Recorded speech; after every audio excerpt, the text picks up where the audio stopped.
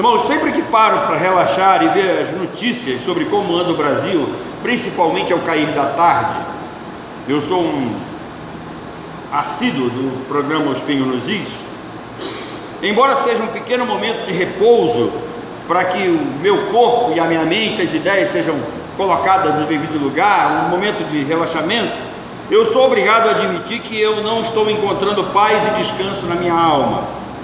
Meu coração anda perturbado, a minha irritação está acima do normal, e por uma razão muito simples: o inimigo tem batido forte, tem concentrado toda a sua artilharia em direção à agenda da igreja.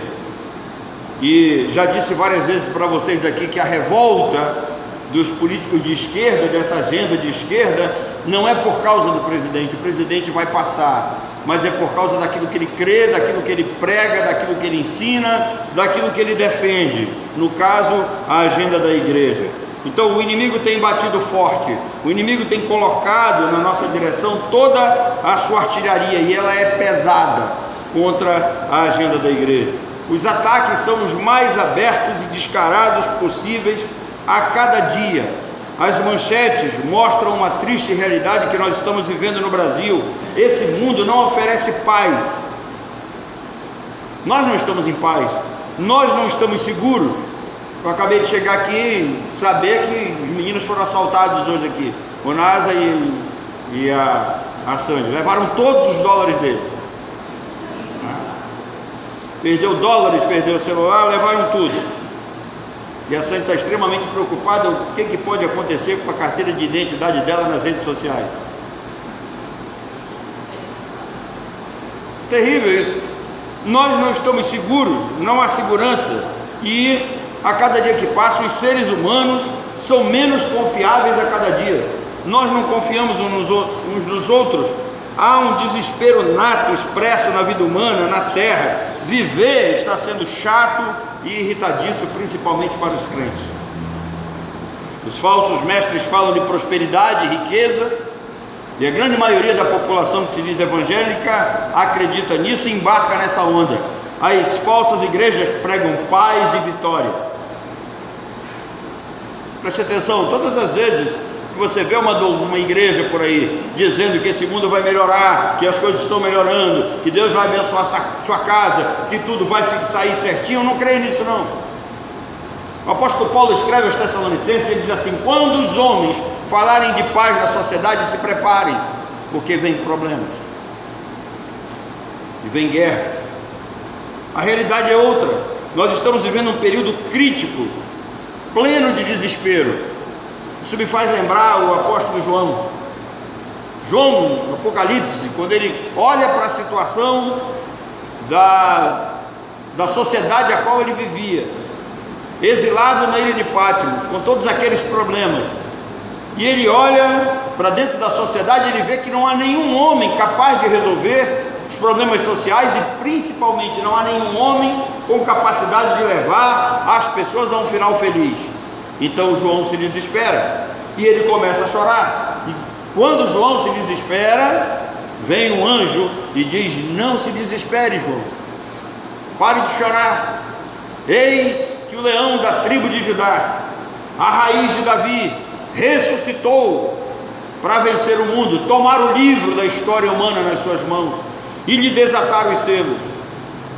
Irmãos, eu estou precisando disso. Estou precisando que um anjo bata no meu ombro. Claro que isso não vai acontecer, mas eu estou precisando de alguma coisa nesse sentido, porque eu olho para a sociedade e não vejo solução.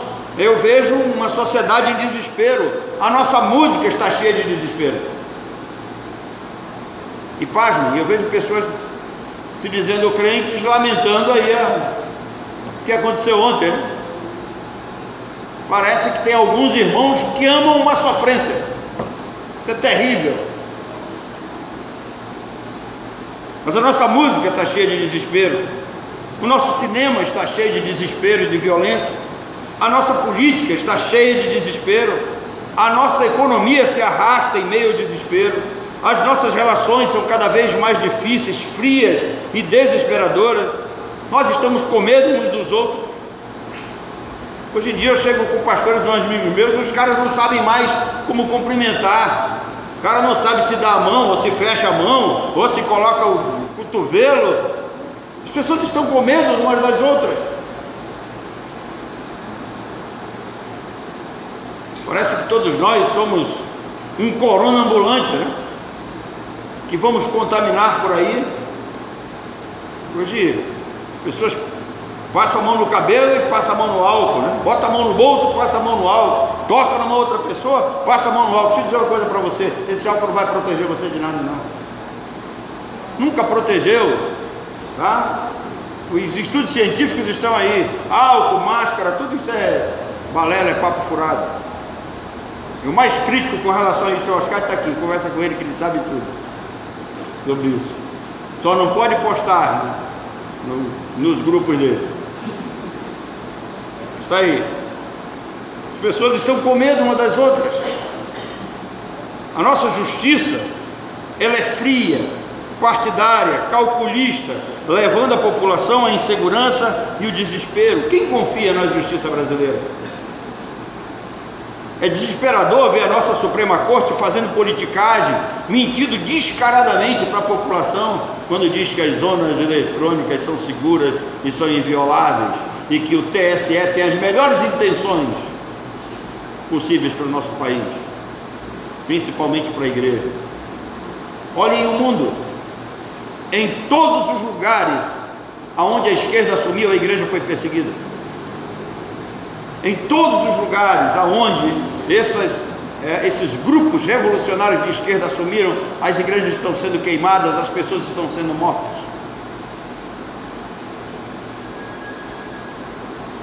Nossa Suprema Corte tenta destruir descaradamente e desestabilizar a nossa igreja, a nação e a sociedade na cara dura. A televisão, que deveria informar, entreter, educar, perdeu o caráter e age de má fé a fim de derrubar o atual governo e perverter tudo aquilo que a sociedade cristã construiu até aqui. As instituições e entidades estão fortemente aparelhadas por pessoas de esquerda com a intenção de levar esse país ao comunismo. E na sua grande maioria as pessoas que estão desse lado daí não sabem nem o que isso significa. Queridos, diante de tudo isso, nós temos um governo que defende a família tradicional, defende a igreja, defende o mercado livre, fazendo das tripas corações para tentar fazer o melhor pelo Brasil. E o quadro que nós vivemos é desesperador, quando em determinadas situações o próprio presidente se vê em apuros, porque parece que ele está sozinho com a sua equipe, e a igreja é extremamente omissa com relação a isso. Nós não precisamos fazer uma luta armada, mas quando morre uma rainha da sofrência como essa de ontem, os próprios crentes postam lá nas suas redes sociais: coitadinha, tivemos uma grande perda, não é? Mas quando eles olham para esses ataques com relação à igreja, ninguém diz nada. É possível que até algumas pessoas se irritem pelo fato de algum irmão mandar para as suas redes sociais pedido de oração por pastores, por irmãos que estão sendo perseguidos e mortos, por missionários que estão sendo mortos e expulsos de onde trabalham. E aí, queridos, quando nós olhamos para toda essa situação de caos dentro do nosso país, recentemente aconteceu uma nova. Como o STF não conseguiu encontrar irregularidades dentro do governo atual, eles determinaram que o governo Bolsonaro pagasse 89 bilhões de precatórios. São dívidas que vêm rolando desde os anos 60. E por quê? Só agora o atual governo é responsável por pagar. O que eles querem? Eles querem desestabilizar, quebrar a nação, tomar as rédeas do poder para implantar suas ideias pervertidas. Não há outra explicação. Impressiona a ignorância política do nosso povo, principalmente das igrejas. Durante anos eu ouvi as pessoas dizendo: olha, crente não se envolve com política, crente não deve se interessar por política, crente não discute política, e por isso que nós estamos aí. Somos uma das nações mais alienadas em termos políticos. Um dia desse eu estava conversando com o Gustavo e ele disse: o que a política pode mexer na minha vida? Eu falei: tudo, querido, tudo. Você sabia que a matéria que você recebe dentro de casa é resultado de um plano e de um projeto de educação? E toda essa mudança começou com um cara chamado Paulo Renato Souza, no governo Fernando Henrique, quando começou a ser ensinado essas aberrações nas escolas. Impressiona a ignorância da igreja brasileira, impressiona a alienação das pessoas, a passividade. E sabem qual é o resultado de toda essa alienação e omissão? Uma sociedade, uma igreja acuada diante de uma minoria alucinada. Irmãos, quando invadiram o templo da Monte Hermon e tomaram à força aquilo que aqueles irmãos levaram anos para construir, e hoje eles se reúnem numa garagem, ainda estão se reunindo, me perguntam onde é que estão se reunindo? Numa garagem, ainda se reúnem numa garagem, porque o templo lhes foi tomado. Até hoje o juiz não deu uma decisão definitiva, o negócio está rolando aí, eles já perderam a esperança.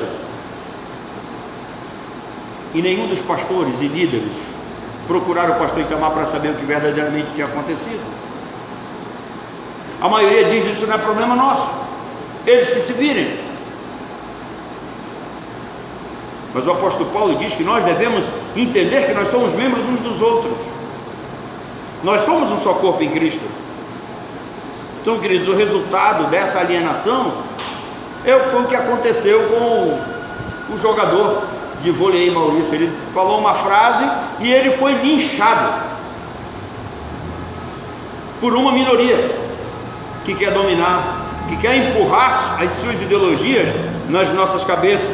E se você acha que eu estou exagerando, veja os constantes ataques à família heterotradicional, observe os constantes ataques à masculinidade, ao macho. Os homens no Brasil estão sendo induzidos a serem efeminados. Os homens no Brasil estão sendo induzidos a serem efeminados. Desde 1960, a TV brasileira vem exibindo casos homossexuais. Desde 1960. Paulatinamente vem sendo enfiado isso. Hoje é normal. Você conhece alguma novela da Globo que não tem nenhum gay? E o que é pior, isso entra nas nossas casas. Nós assistimos, nós entre aspas, nós deixamos os nossos filhos assistirem isso.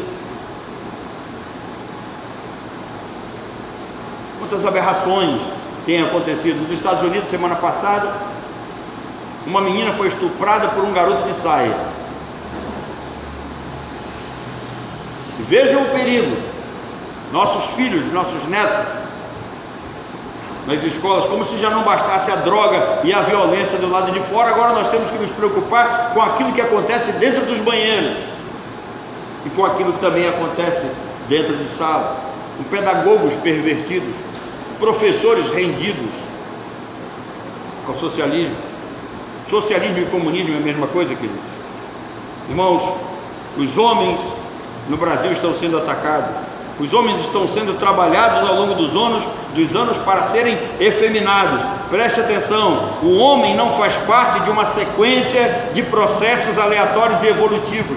O homem não é resultado de evolução. O homem é resultado de um ato criativo de Deus, conforme o conselho da sua vontade soberana. Deus nos criou do jeitinho que Ele quis. O homem foi criado à imagem e semelhança de Deus. Portanto, a criação do homem vem antes de Adão. Ela nasce no coração de Deus. A criação do homem começa com Deus, aquele que livremente, conscientemente, propositalmente resolveu criar um homem à sua imagem e semelhança. Antes do homem ser criado, houve um conselho divino. Deus não age sozinho. Ele está ao lado do Filho e do Espírito. Você não tem de entender, isso é um mistério. Se ele estivesse sozinho, ele diria: eu vou fazer o homem conforme a minha imagem e a minha semelhança. Mas ele disse: façamos o homem a nossa imagem e a nossa semelhança. não é algo individual. O homem foi criado para a perpetuação da espécie e para dominar sobre toda a criação.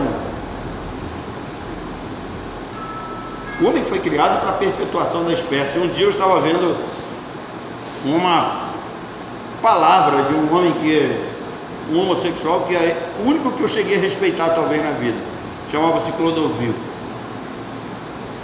E ele disse que ele estava sendo criticado porque ele não era a favor do casamento de homem com homem. E ele disse: se esse fosse o propósito de Deus, eu não teria nascido. E ele disse: vocês querem casar com outros homens, viver a vida de vocês, que vivam, mas deixem a sociedade em paz. Mas esse povo não está contente. Eles querem não só viver um estado de perversão, como eles querem nos enfiar esse estado de perversão goela abaixo, e nós não podemos aceitar isso calado. Vem o apóstolo Paulo, pega toda aquela cultura da Ásia, lá da qual a igreja em Éfeso estava vivendo, e aí ele diz: as mulheres devem ser submissas aos seus maridos, devem respeitar os seus maridos. Por que Paulo diz isso? Por que Deus tem essa preocupação na sua palavra? Porque as mulheres devem ser submissas, respeitadoras, ter um marido como líder em casa. Porque se o homem está ridicularizado por falta de honra, é possível que sua esposa e seus filhos tenham participação nisso. Diferentemente do mundo que visa destruir esse líder criado e empossado por Deus como gestor de sua casa e de sua família, as mulheres devem valorizar essa liderança. Paulo disse que o marido é o cabeça da mulher, como também Cristo é o cabeça da igreja, sendo este mesmo o salvador do corpo. Irmãos, essa é uma doutrina fundamental para a manutenção da família e da igreja, para que as nossas casas não sejam acometidas por maldição. Paulo não estava inventando nenhuma doutrina prejudicial às mulheres. Paulo não estava querendo rebaixar ninguém.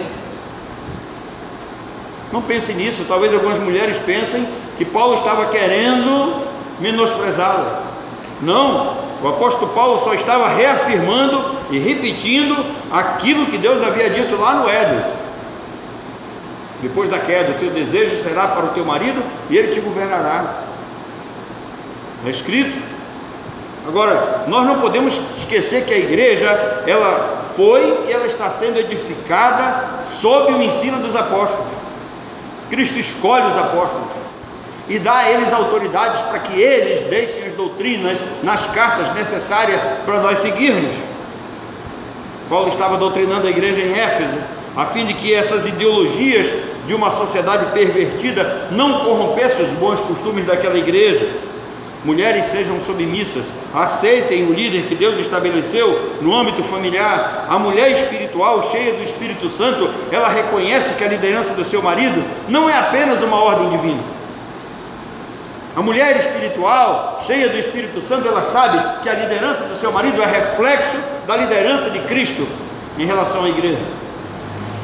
Ela se submete por causa do paralelo que é traçado. Como Cristo é o cabeça da igreja, ela tem um cabeça dentro de casa. A mulher cheia do Espírito, ela confia no seu marido, ela se sente segura ao lado dele. Assim como Cristo dirige, sustenta e cuida da sua igreja, assim também os maridos devem cuidar, sustentar e alimentar as suas esposas. É triste ver quando o marido trata a mulher como uma coisa.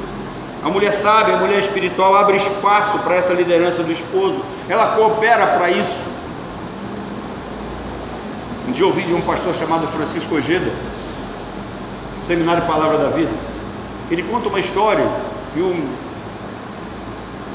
esposo chega em casa e deixa um pacote em cima da mesa. Eu acho que eu já contei isso aqui para vocês. E as crianças chegam da escola e perguntam: mamãe, quem foi que deixou isso aqui? Ela disse: foi o besta do teu pai.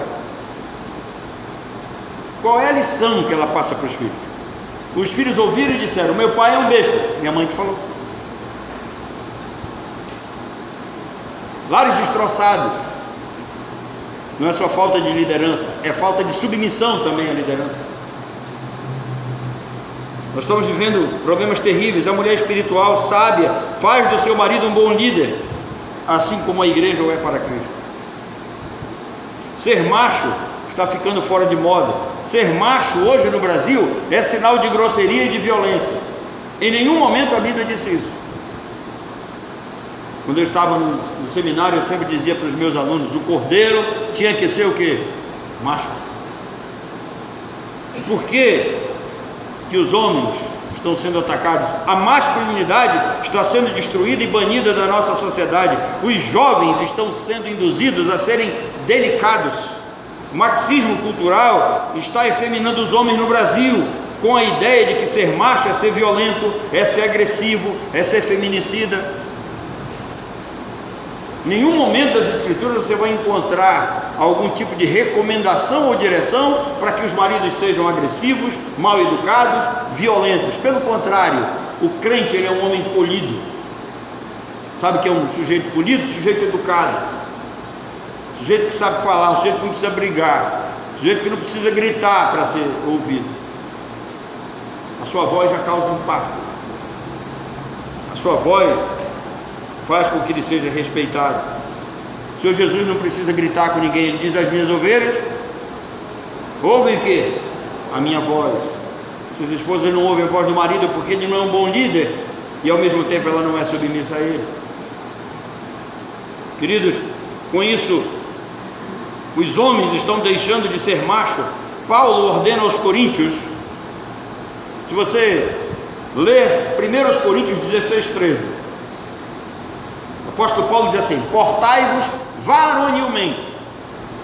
E aqui eu quero fazer mais chamar a atenção. Às vezes nós achamos que qualquer pessoa pode ensinar as Escrituras.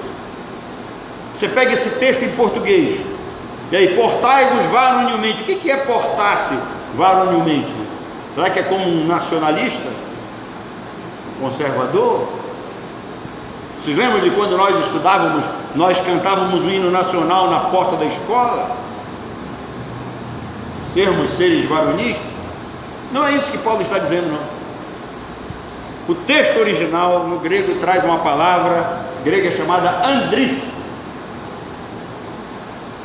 e essa palavra diz assim: portai-vos como machos, portai-vos como homens, varonil, firme, forte, seguro, para que você seja respeitado. Andris é o oposto do grego, da palavra grega chamada malakoi. Sabe o que é malakoi? Malakoi é o sujeito macio, efeminado, molenga,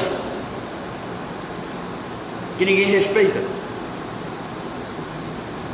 Então Paulo diz: portem-se como homem. A Bíblia manda ser macho. E mais uma vez, isso não significa ser grosso, agressivo, não significa ser violento, não significa maltratar a sua esposa, porque no mesmo texto que Paulo manda as mulheres serem submissas aos maridos, ele também manda os maridos amarem suas mulheres e cuidarem delas como cuidam de si mesmos. Quem ama a sua esposa cuida dela, quem se ama cuida a si mesmo. Então a Bíblia diz que o homem tem que ser macho. Cuidado com esses homens sedosos. Fujam deles, mulheres. Fujam deles. Queridos, eu não sei se eu cometi um erro, não sei nem se eles vão ver esse vídeo, mas eu casei num casal em Codajás, que muita gente me dizia: não faça isso, esse cara não é confiável, esse cara não é tão homem assim. E ele parecia ser um sujeito educado, mas ele também, hoje eu vejo que ele era um sujeito macio. Não deu certo. Um dia eu estava indo para o centro do Rio de Janeiro de um trem. Nós paramos numa estação em Bangu. E aquele cara olhou na minha direção e eu não reconheci. Pelo sorriso, a dona Reni disse: é o fulano. Depois eu soube de inúmeras histórias: abandonou a esposa, agora volta, agora não vai. Eu já soube até de, viver com outro homem. Coisas terríveis. Uma mulher extremamente infeliz. Mulheres, fujam de homens assim.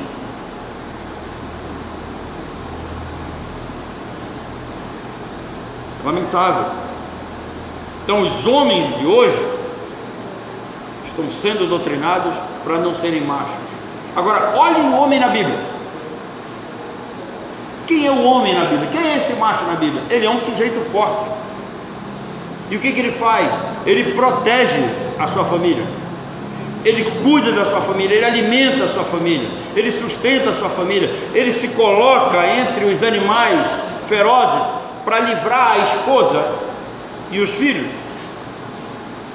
O homem na Bíblia, ele constrói muros, ele constrói casas, ele trabalha forte e firme. Homens, sejam machos. Nós temos o dever de chamar a atenção uns dos outros, alimentar uns aos outros, cuidar uns dos outros. Paulo disse que nós somos membros uns dos outros. Nós temos que nos aproximar de quem chora, ajudar a carregar as cargas daqueles que estão com os ombros pesados. Paulo escreve aos Gálatas: ajudem a levar as cargas uns dos outros. Nós temos que nos amar, nós temos que nos sacrificar uns pelos outros, nós temos que proteger uns aos outros. É triste ver que na igreja existem irmãos que não se conhecem. Eu não gosto de igreja grande. Codajás era uma igreja grande. Às vezes eu saía na rua, as pessoas encontravam: pastor, eu falei, conheço o senhor de onde, irmão? Eu sou membro da igreja. Talvez eu via ele lá num domingo de ceia, né? Não dá para conhecer todo mundo. Mesmo uma igreja pequena, não dá para visitar todo mundo. A nossa vida é cheia de afazeres. Sei disso. Os irmãos trabalham, têm suas atividades. Mas às vezes nós não sabemos nem fazer as coisas direito, né? Nós criamos um café da comunhão. Para quê? Para que os irmãos se conheçam, para que os irmãos tenham comunhão. E o que a gente faz? Não vem. E quando vem, a gente só senta com aqueles que conhecem. Talvez no último café desse ano, em dezembro, eu estabeleça uma regra: quem sentar na mesa com quem já se conhece não come.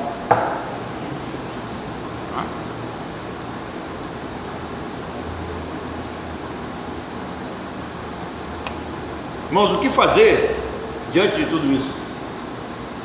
O apóstolo Paulo dá uma recomendação. Ele diz: olha, conheçam a Cristo e a sua palavra. Em Cristo reside plenamente toda a divindade. Ou seja, em Cristo está toda a divindade. Você quer ver Deus? Olhe para Cristo. Deus tem cara, Deus tem nome, Deus tem endereço, Deus tem fisionomia em Jesus. E ele disse: se alguém quiser examinar aquilo que eu ensinei, procure nas Escrituras, estão lá.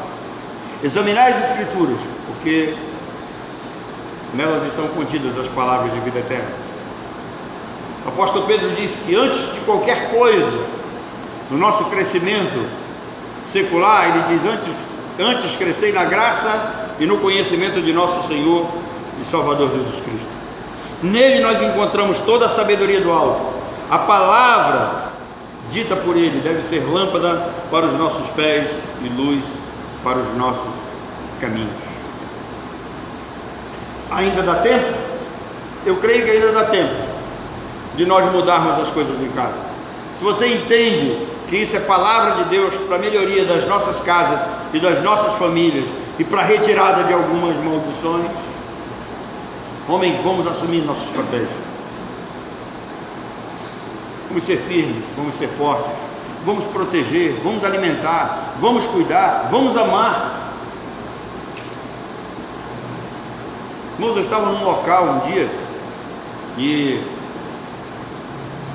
agora ele está mais velho do que eu, ele já não faz mais isso. Mas o Júnior chegou e me deu um beijo: benção, pai, de manhã. E aí alguém olhou assim e disse: isso é coisa de gay. Eu falei: não é não, meu filho, isso é coisa de filho que ama e respeita o pai. Depois ele casou, foi doutrinado pela mulher, acabou com isso. Mas olha a cabeça desse garoto. Pai não pode abraçar, pai não pode beijar, pai não pode ter um relacionamento próximo com seu filho, não pode demonstrar amor, porque é visto como algo errado. Não. O apóstolo Paulo diz que se nós, como pais, não temos cuidado daqueles que Deus nos confiou, nós somos pior do que o incrédulo. E olha o texto de Malaquias. Quem foi convertido, quem é salvo verdadeiramente, quem é crente, deve entender isso, que Jesus Cristo veio para converter o coração dos pais aos filhos e o coração dos filhos aos pais, para que a terra não seja cheia de maldição. Guarde essa palavra. Ainda há tempo para os homens se tornarem firmes, sérios, amáveis, confiáveis, verdadeiros líderes, assim como Cristo é. E as esposas ainda há tempo de serem submissas, de trabalharem para que essa liderança seja uma liderança safe, a doutrinarem os seus filhos a respeitarem esse líder que Deus colocou dentro de casa. Não é algo da nossa sociedade, isso é plano de Deus, isso é projeto de Deus para a vida familiar e para a igreja. E quando nós não seguimos isso, de alguma forma, nossos filhos vão ser atingidos. Que Deus nos abençoe.